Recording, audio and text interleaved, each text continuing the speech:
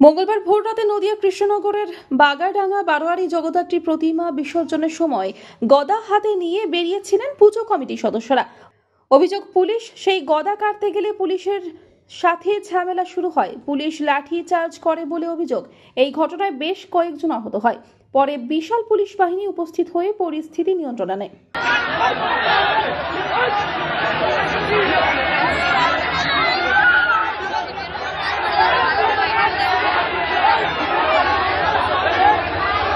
উল্লেখ্য, পূর্বেই পুলিশ প্রশাসনের পক্ষ থেকে গদা নিয়ে শোভাযাত্রা করতে নিষেধ করা হয়েছিল।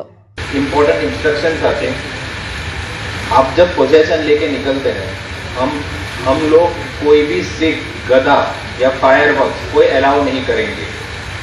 अगर ऐसा कोई मिला तो हम लोग उसको वहीं के वहीं अरेस्ट करेंगे। और ये अपना जे ऑर्गेनाइजर আছে ওনার ওটা রেসপন্সিবিলিটি থাকবে কি এই সব গদা, সিক, লাঠি ওয়াঠি এই সব নিয়ে আসবে না।